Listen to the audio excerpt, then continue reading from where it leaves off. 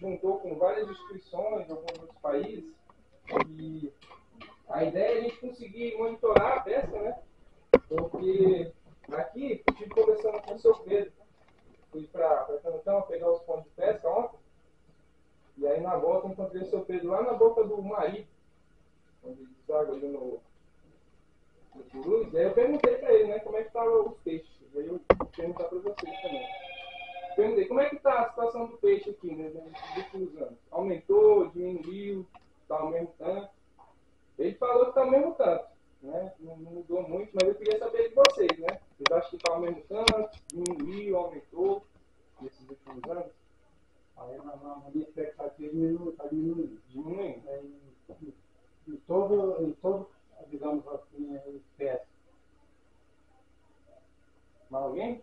Vocês concordam com o nosso colega aí? Enfim, gente, aqui, né, eu fiquei feliz quando o seu Pedro falou que estava no mesmo tanto, mas lá no Madeira, cara, a situação está triste. Algumas semanas atrás, a gente esteve lá na comunidade Lago do Puruzinho e o pessoal ali, eles não sabem mais o que fazer, né? Porque eles pegavam assim 100 quilos num dia, está demorando agora 4, 5 dias para pegar, né? E tem diversas coisas que podem causar, né, essa diminuição dos peixes. No nosso caso lá, a gente tem fortes evidências que apontam para as hidrelétricas, né? Porque imagina, cara, você tranca ali o curso do rio, e inunda uma área monstra para trás, e os peixes eles não conseguem, né? Eles sabem que eles migram, e eles não conseguem mais passar por ali, principalmente os bagres grandes. E aí qual que é a ideia? A gente tendo esses dados, a gente consegue ir para o governo, né, e pedir melhorias, porque, beleza, botar a hidrelétrica lá, tem energia, mas a energia vai toda lá para baixo. Um pouquinho ali para o Acre, né, Maria? Mas as pessoas que sofrem, né, as consequências desses empreendimentos, elas não recebem nada em volta. Por quê? Porque a gente não tem essas informações, né? A gente sabe que o pescador conhece para onde o peixe vai, quando ele vai, quanto que pega, mas quando a gente vai, né, com o governo, com os órgãos regulatórios, para a gente pedir, cobrar, fazer essas cobranças, a gente não tem os números no papel para mostrar para eles. E aí essa é mais ou menos a nossa ideia desse projeto. E eu não sei se vocês já ouviram falar, mas tem um monte de hidrelétrica para ser construída, né, inclusive aqui no Purus. E para a gente evitar, né, procurar evitar que aconteça essa situação que aconteceu lá no Madeira, aí a gente veio conversar com vocês, né, pedir o apoio. A Nayara e a Viviane, o pessoal da PEL, né, eles abraçaram a ideia, né, a gente decidiu se juntar, e aí elas fazem o monitoramento da pesca. Eu não sei se ela já entrevistou algum de vocês, mas aí quando chega com o peixinho lá, aí ela tem que medir, tem que pesar, tem que tirar fotinha, porque a gente tinha um monitoramento, né? Mas aí falar, pegamos pacu. Mas qual pacu? Tem tanta espécie de pacu, né? E essas fotos é para a gente ajudar a ter um refinamento desses dados, né? Que futuramente vai nos ajudar. Mas assim, vou parar de falar agora, eu tenho uns videozinhos bem legais para vocês, a gente vai ter bastante tempo para discutir hoje essas questões e outras também. Fiquei sabendo também que teve o manejo do pirarucu aqui essa semana, né? E a gente também gostaria de ouvir um pouco mais, que eu particularmente conheço pouco, né? Mas acho que seria muito interessante para a gente, né, trocar essas experiências. E aí, para começar, pessoal, eu gostaria de apresentar um videozinho de apresentação do projeto. Depois o coordenador da nossa proposta, que ele não pôde estar aqui, mas ele gravou um videozinho para conversar com a gente. Aí eu vou rodar o primeiro aqui, e aí logo em seguida, depois desses vídeos, a gente vai fazer a dinâmica, né, dos mapas. Aí a gente vai fazer uma atividade bem legal, e eu vou explicar daqui a pouco, senão vai ficar muita informação.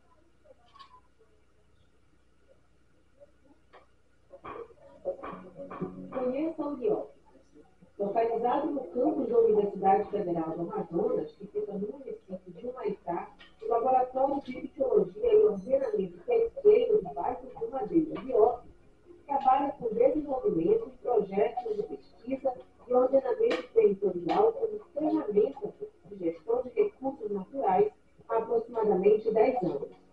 Criado em 2012 pelo seu atual coordenador, o Dr. Marcelo Rodrigues dos Anjos, a partir de demandas do Ministério do Meio Ambiente, pautadas no Programa de aceleração do crescimento PAC, o laboratório realiza atividades voltadas para a conservação de ecossistemas, utilizando unidades de bacias hidrográficas em micro e médio escalas, com atuação, mais especificamente, no intercâmbio Cruz Madeira, sudoeste da Amazônia.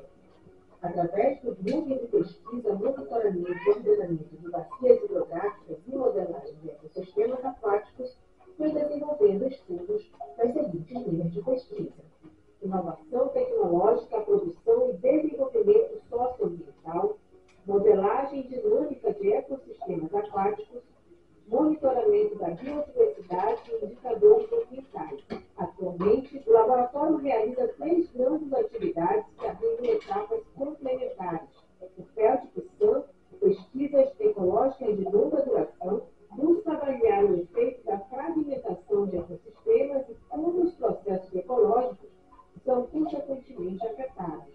Realiza o monitoramento do desembarque, onde acompanha a produção pesqueira desenvolvida no município de Humaitá, Amazonas, com a parceria da Colônia de Pescadores Z31, Dr. Renato Pereira Gonçalves. Nos espaços educadores, as atividades deste projeto utilizam os espaços do laboratório e seus recursos humanos para desenvolver atividades de extensão e ensino com escolas e comunidades ribeirinhas para capacitação de cientistas cidadãos, a partir da parceria com a Rede Ciência Cidadã para a Amazônia.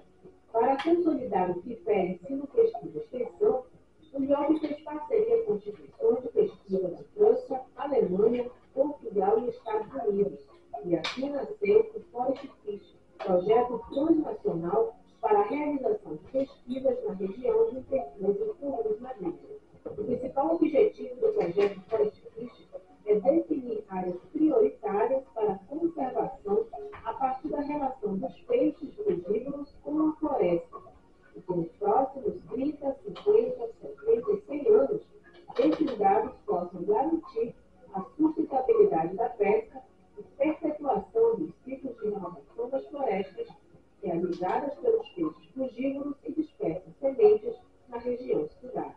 O projeto Forest Fish não é só coleta de dados, ele vai além. Ampliará as atividades desenvolvidas no município de Humaitá para o município de Lábia, ofertará cursos e oficinas de capacitação para pescadores e associados envolvidos na produção dos dados, visa estabelecer parcerias com órgãos regulatórios, associações e sindicatos envolvidos na pesca da região. Os resultados gerados na pesquisa serão usados no estabelecimento de futuras legislações em torno da conservação das áreas prioritárias identificadas, beneficiando a população e a natureza como um todo.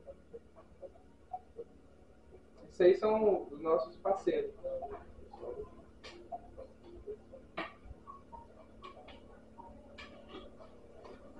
Então, pessoal, além dessa questão das hidrelétricas, né, que na verdade ela é só uma pequena parte. Mas os peixes frugívoros, né, que comem frutinha, semente, vocês conseguem lembrar algum aqui? Vou perguntar para vocês. Uau! Pacu, toma essa. Tambaqui e entre outros bichos, né? E assim, o que acontece? Eles comem semente, que está na floresta, fruto. E o que acontece quando a gente tira a floresta desse lugar? Não precisa nem ser necessariamente na beira do rio, mas nos igarapés que drenam para ele, né? Porque a gente sabe que uma época do ano eles sobem para se reproduzir, etc. E o que acontece quando a gente tira a floresta? Quando a gente tira o alimento do peixe? Ele vai embora. Ele vai para onde tem, né? E uma das coisas que a gente está analisando é o quão longe a gente, por exemplo, se a gente desfloresta uma área aqui, né? Até onde vai afetar, né, esses peixes? Até onde é a área de impacto, né? E entre outras coisas. Eu vou apresentar agora o vídeo do nosso coordenador, que ele gravou para vocês. E ao longo do dia, né, a gente espera trocar várias experiências. E contamos com vocês, né, na produção dos dados, com a FEL, Esse aqui é o Marcelo. Bom dia. Meu nome é Marcelo Rodrigues dos Anjos. Eu sou professor da Universidade Federal do Amazonas e coordenador de projetos do Laboratório de Ictiologia e Ordenamento Pesquisa do Vale do Madeira. Antes de mais nada, eu quero agradecer a acolhida da comunidade de Juruguá e dos pescadores do município de Lábrea para a realização da primeira oficina do projeto Forest Fishing, que trata de fazer um levantamento sobre a pesca, né, e entendimento de espécies frugívoras sobre a dispersão de sementes para a conservação de florestas. Quero deixar aqui a mensagem de que é imprescindível e importantíssima a participação dos senhores nessas atividades. Infelizmente, hoje eu não vou poder estar com os senhores, porque eu me encontro em Portugal, um pouco distante de vocês, para atividades que também dizem respeito a esse projeto. Eu quero, então, desejar-lhes, de antemão, um grande dia de trabalho, agradecer novamente a toda a hospitalidade dada à nossa equipe, né, a equipe do laboratório, e que nós possamos, conjuntamente, realizar um trabalho incrível em prol da melhoria da atividade de pesca na região, tá certo? Lembrando que o projeto Forest Fishing foi pensado em desenvolver a atividade da pesca e atender às demandas dos pescadores. Então, a participação de vocês é importantíssima para que nós possamos delinear o cenário da pesca na região e identificar quais são as principais dificuldades, pensando na melhora destas. Tá bom? Eu desejo, então, a vocês um grande dia de trabalho. Eu sei que, por vezes, se torna um pouco cansativo, mas não esmoreçam, tá certo? Os resultados serão para vocês, pensando em condições melhores e que a gente possa lutar por esse nicho, nessa atividade tão bonita que vocês realizam com tanta destreza. Tudo bem? Bom, um bom dia de trabalho e esse é o que desejo a todos. Fiquem com Deus. E é isso, pessoal. Além disso, né, os peixes, eles, como ele falou, eles comem as frutas e sementes e ela passa pelo trato digestivo dele e a gente sabe que a semente, às vezes, é um bicho bem duro, né? E na hora que ele libera ela na floresta alagada, durante a cheia, esses peixes, eles meio que plantam a floresta, né? Então, a gente vê aí uma relação muito interessante. E uma das ideias desses dados é a gente buscar identificar áreas para conservação. O que aconteceu lá em Humaitá? Diminuiu muito a pesca. Mas existem alguns lugares ainda que as capturas ainda são relativamente altas. E onde são esses lugares? Em torno da Ploma e outras unidades de conservação, né? Então, vou ficando por aqui, por enquanto. Eu gostaria de convidar o colega Roberto para conduzir a próxima etapa da nossa atividade. E sei que vocês estão um pouco acanhados aí, mas daqui para mais tarde está todo mundo conversando. E é isso, pessoal. Vou passar a palavra para o Roberto agora. Muito obrigado. Viu? Bom dia a todos. Ele me apresentou, meu nome é Roberto. Também faço parte do laboratório. E eu trabalho, né, com a parte de cartografias, mapas. E para conhecer um pouco melhor a região, a gente vai fazer uma atividade que considera que vocês vão elaborar um mapa aqui da região. A gente está trazendo aqui os materiais para cá, mas qual é o objetivo? Né? A gente sabe que aqui é uma região muito curtas do rio, né? Mas a gente não sabe ao certo aonde vocês pescam, por exemplo. Né? Quando a gente estava vindo para cá, a gente pode observar assim, que tinha algumas regiões, tipo, vira para cá, tem uma pendeira, ali tem. Enfim, as pessoas que mais conhecem a região aqui são vocês. Então, essa atividade visa justamente isso. Aí vocês vão poder desenhar.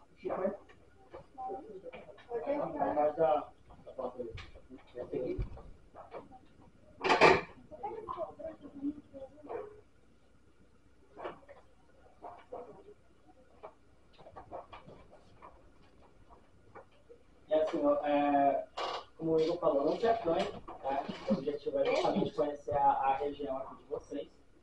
Até porque a gente tem uma noção básica daqui, então a gente gostaria de conhecer um pouco melhor. Tá? Então a gente vai estender esse papel aqui, se vocês puderem se aproximar, por favor. Vocês já chegaram a fazer esse mapa? Alguma vez? Já. Atividade? Já. Então é praticamente a mesma coisa. Aí a gente vai esticar o papel ali, vai dar a referência aqui, né, do lugar que a gente está. Vocês vão desenhar o rio Purus, Quer fazer o mapa da região. a região aqui que vocês utilizam para pescar. Aí vai mostrar lá as áreas que vocês pegam. Para toda a Amazônia, na verdade. Então, até onde eu sei, gente, não sei se vocês sabem disso, mas conversando aqui com os companheiros aqui, eu acho que sabe muito mais do que eu. A internet, ela praticamente não vai servir para nós aqui. Não vai servir para nós, ela só vai prejudicar nós, mas ela vai servir para um povo lá em São Paulo. Lá em São Paulo, lá não sei por onde, para nós aqui ela só traz consequência e doença para nós. É só o que causa a hidrelétrica na nossa região. A situação que falou aí lá de Madeira, já tem quantas no Madeira? Tem duas, né? Que está perto da ponte. Eu já estive lá naquela uma vez. Aquilo ali é um exagero. Aquilo ali eu estive lá, aquelas turbinas, né? É a coisa mais esquisita. E enche, às vezes, a parte do rio enche. Eu fui lá no lago do Cunhã, fazer um trabalho lá, mas uns companheiros lá, chegou lá, tinha peixes com uma cara ralada de passar na hidrelétrica. Estourado, né? Estourado. Isso é complicado. E agora eu te pergunto a você, o que a gente deveria fazer para impedir isso? Tem como fazer alguma coisa? Então, essa é uma questão que a gente está aqui para justamente discutir isso, né? Porque contra esse tipo de empreendimento é difícil a gente ter resistência, né? Porque quando o governo quer fazer alguma coisa, a gente vai lá e faz, né? Mas o que nós podemos fazer? Gerar dados. O grande problema que a gente teve em Humaitá foi porque quando a gente foi cobrar as compensações, não tinha os dados. O que era capturado, aonde, quando, como, o quê. Então, eu acho que esse seria o primeiro passo. Né? E para impedir, né, ou não, recentemente agora nós completamos 5 anos. Né? Nós começamos em 2018 o trabalho lá. E apenas agora, depois de 5 anos, a gente conseguiu criar um banco de dados grande o suficiente para mostrar que realmente teve efeito. Né? E quais que foram os efeitos? Que a gente conseguiu provar. Né? Algumas comunidades deixaram de existir. Não tinha mais peixe, acabou, o pessoal foi embora. Os pescadores eles estão tendo que ir cada vez mais longe para buscar o peixe. Né? E chega uma hora que está indo mais longe, está dando pouco peixe, tem uma hora que vai acabar no prejuízo. E a outra questão, essa a gente já não conseguiu provar com os dados, mas, de certa forma, quando a gente barra o rio, a gente muda, né? O peixe, ele não entende, ele só entende que o rio subiu e que o rio desceu. E uma das coisas que eles queixam muito lá é que antes a gente tinha esse ciclo bem definido, né? Ele sobe, aí o peixe vai para os igarapé, aí desce, ele volta para os rios, para os lagos. E agora está tudo bagunçado. O rio sobe, eles ficam, os peixes não sabem nem o que fazer. Aqui, pessoal. Vou deixar aqui. De fluxo laminar. Né? Diz que não afeta, mas eu tenho minhas dúvidas. E, além disso, esse ano, não sei como é que foi aqui, desceu muito o rio nessa seca. Demais, né? Lá, aí eu também, não sei se isso foi um negócio mais generalizado, né? Mas lá no caso do Maitá, a água estava quente, cara. Rapaz, eu colocava a mão assim, estava mornado. E as capturas estavam muito baixas e aconteceu um negócio bem curioso. Porque Juruquá.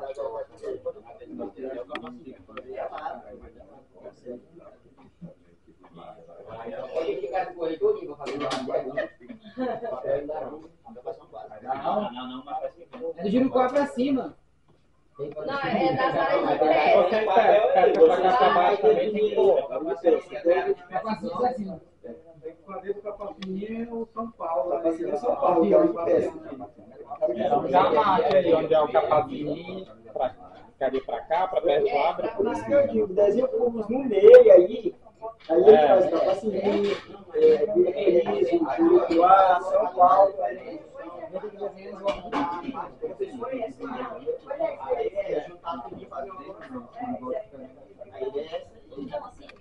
Cada um vai fazer a área que não conhece. Vocês podem fazer como vocês fazem a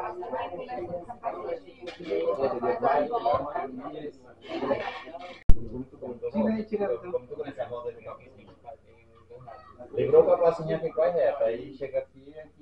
É mesmo, é tipo um tirão, né? É direto, quase direto. É isso aí. São Paulo tem que ver que aqui é o Uruguai, essa marcação.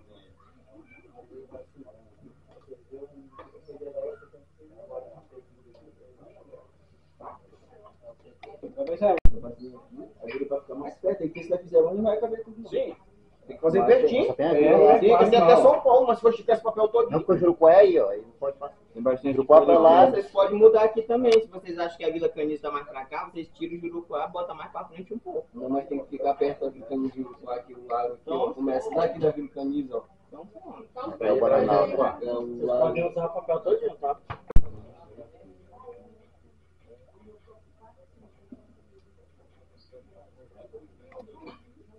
tô na imaginação. Vai ficar lá.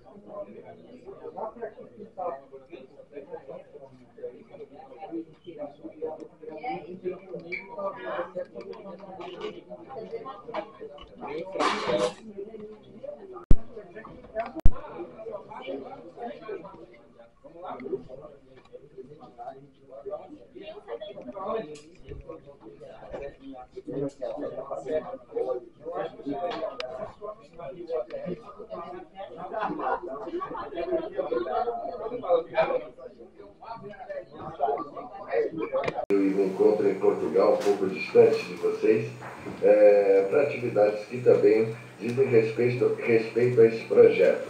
Eu quero então desejá-los de antemão um grande dia de trabalho, agradecer novamente a toda a hospitalidade dada à nossa equipe, né, a equipe do laboratório, e que nós possamos conjuntamente realizar um trabalho.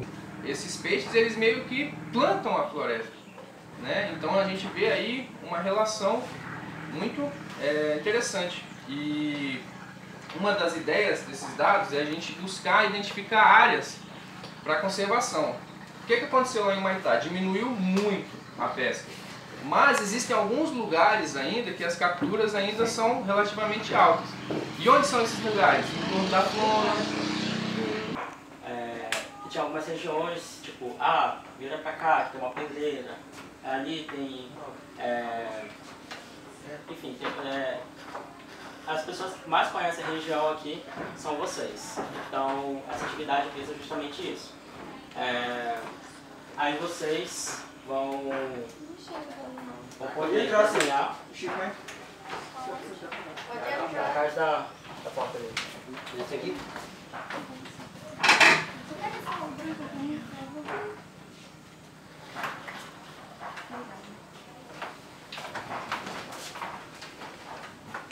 E assim, como o Igor falou, não se acanhe, né? O objetivo é justamente conhecer a região aqui. Espécies lá que tem potencial para aquário, inclusive algumas que saem aqui, o caraçu, né?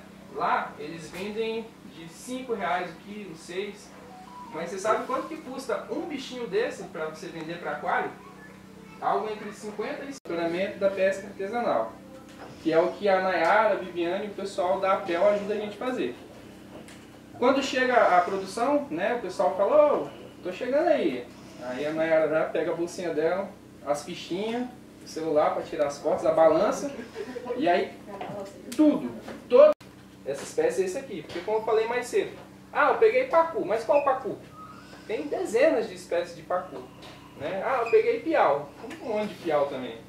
Aí com essas, como que pegou, da onde que veio e quanto você vendeu o quilo. Se está no defesa ou não, também tem. Inclusive, esses dados que a gente produz, vocês estão protegidos por lei, né? Eles não podem, essas informações que vocês nos fornecem, tem a oportunidade de fazer uma captura ali, mas está no defeso. E aí, o cara não vai pescar? Entendeu? A gente entende que tem casos e casos. E se você inteira, cara. Tá certo, mano. Né? Não, tá certo de nenhum. O rio lá no Madeira, ele enche e seca, né? Apesar de ser um período mais ou menos parecido, mas é diferente. Estender ela mais um pouco? Ou será que a gente precisa diminuir? Será que a gente precisa tirar algumas espécies que estão lá? Porque eu não sei. Lá no Maitá, o Mapará está no defeso. Alimentar. Querendo ou não, as pessoas que pescam aqui suprem, né, o peixe na mesa do Brasil inteiro, de várias partes do mundo. Então a sociedade ela conta com o peixe que vocês estão pescando. Então, além de ser uma atividade que é cultural de vocês, né, a gente não quer que essa atividade acabe. E eu tenho certeza que quem gosta de pescar também não quer, né, deixar de pescar para ter que fazer outras atividades. Então esse aqui foi um documento que a gente construiu quando a gente foi na comunidade do Lago Puruzinho, que é uma comunidade lá da região do Médio Madeira, que fica próximo de Humaitá. Então, a partir dessa reunião, que é a mesma coisa que a gente está fazendo aqui, a gente elaborou esse documento, que é para ficar documentada essa reunião, também para apresentar, né, o que os pescadores daqui gostariam de falar para a gente, e também para vocês terem esse documento aqui, né, caso chegue alguém, que vocês possam mostrar esse documento, dizer que teve a presença do laboratório aqui, e o que vocês discutiram também.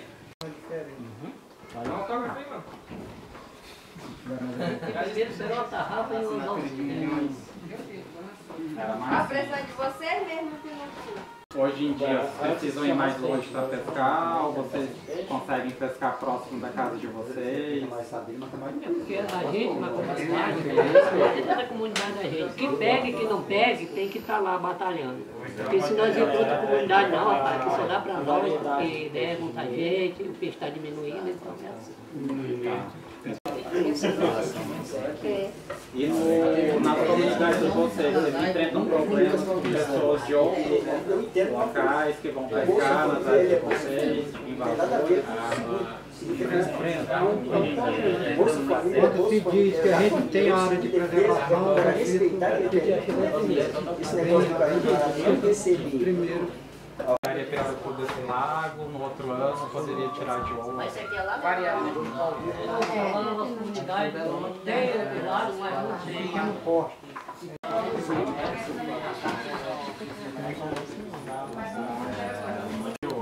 Além do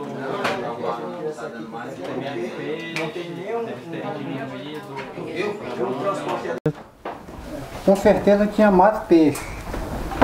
Vocês pescavam de que forma? A pesca antigamente era muito difícil a gente pescar para comercializar, sempre era para o consumo, né, para alimentação. E aí, com essa demanda que tinha mais peixes, facilitava o acesso de a gente pescar. Mas como o tempo vai passando, a população vai aumentando, então cada um vem trazendo seu espaço de tudo que tem, que Deus deixou, né? E isso faz com que a gente se planejar para hoje ainda ter um lado de olhar para o futuro para quem vai precisar ainda da pesca por muito tempo, décadas e mais décadas. Porque hoje a minha idade só tenho que ainda ensinar para a juventude hoje, para as crianças, para as pessoas que têm uma grande mentalidade do que é o futuro. Então, isso é preocupação da gente, estar na luta. De outros locais para pescar na área que vocês estão pescando. Também foi falado que depois de 97, essa questão de secas, né, mais intensas e cheias mais intensas, elas começaram a ficar mais constantes, né? E que o sol não era tão quente quanto era hoje em dia, né? As pessoas não sofriam tanto com calor como sofrem hoje em dia. Tem mais alguma coisa que vocês gostariam de complementar, de falar nessa primeira pergunta? É a pesca hoje em dia, né? Aí se algum de vocês quiserem falar como que vocês enxergam a pesca, como que era antigamente, como que é hoje. Aí aqui tem as colinhas do que a gente foi falando. Né? Foi dito que a pesca hoje em dia, né, ela evoluiu. Vocês mudaram o tipo de isca, antigamente utilizava isca não viva, né? E hoje em dia vocês já usam isca viva. Como que é isso? Vocês pegam peixe vivo e vai lá e pega o outro peixe. Pega um peixe. Vocês conseguem pegar grandes peixes, como pegava antigamente? Não, é menor. A maioria é menor, quer pegar. É porque depende também da... Pirarucu. Vocês acham que vocês estarem fazendo o manejo, ele ajudou, no geral, a vocês terem uma quantidade maior de peixes? O que vocês têm para falar do manejo hoje em dia? Se o recebe e perde uma coleção, né? Então é assim. Tem lá que tem menos, né? Tem menos. Mas tem mais. Olá pessoal, vou começar aqui com a primeira pergunta, como era a pesca antes. Então foram comentados aí que tinha uma boa quantidade de peixes, maior variedade também, menos pescadores na região e antigamente também era mais fácil de pescar e não tinha muitas pessoas de fora daqui pescando. Né? Só gostaria de comentar um pouco sobre... É celular? Não. Como era a pesca? Não precisa seguir o roteirinho não. Só comentar aí como que era a pesca antes. A pesca antes a gente não tinha dificuldade de pegar peixe antes, porque tinha muito peixe, essa é a primeira ação da pesca antes. A segunda é que a pessoa pescava mais com tarrafa, anzol e malhadeira. No tempo era muito difícil, quem tinha uma malhadeira, a pessoa pescava mais de anzol, flecha, arpão. E era fácil de pegar peixe. O camarada ia para debaixo da seringueira, a seringueira estralando, pá, e o tambaqui vinha com o lombo de fora, o cara com o arpão só era cutucando e botando dentro da canoa. Era muito fácil. Hoje a gente vai pescar, tem que ter um preparo mais adequado, tem que ter uma malhadeira com uma malha especializada para pegar peixe, porque o peixe já tem menos peixe, né? Na nossa época de hoje, que a população aumentou e os pescadores aumentaram também. Todo mundo pega peixe, tanto para comer como para comercializar. Antigamente a gente pegava peixe mais só para sobrevivência. Hoje a gente pesca para se alimentar e para comercializar. Então o peixe ele se produz muito e se produz muito rápido, mas também a população aumentou muito rápido e produziu muito menino. O pessoal gosta muito de fazer menino. E aí a gente tem um pouco de dificuldade de pegar o peixe como pegava antes, mas a gente continua capturando o peixe porque a gente tem outras estratégias de pegar, a gente engana o peixe de qualquer jeito, mas pega ele sempre. É isso. No futuro, o que a gente espera é que isso tudo que você falou aí, que não pode mesmo, é uma área de manejo, a gente tem um regimento interno desse trajetório de manejo aí, que diz no regimento que só pode pescar as pessoas que estão no manejo. Só um lago grande aqui que ele é liberado para pescar para alimentação, outros lagos não é liberado para pegar nem para alimentação, nem os próprios comunitários, a não ser na época do manejo. No caso do sacado, a gente só pesca na época do manejo. E pessoas de fora não podem pescar. Para o futuro, um lago desse aí, se a gente continuar nesse patamar aí, a gente cada vez vai se multiplicando quanto o pirarucu, quanto as outras espécies de peixe. Por quê? Porque quando a gente está monitorando um lago desse aqui, a gente trabalha com um grupo de manejador, como aqui no setor 3, tem o pessoal do São Paulo, o pessoal do Jurucuá, Vila Canizo, Capacinim, Samaúma, são esse povo que pesca com o manejo do pirarucu.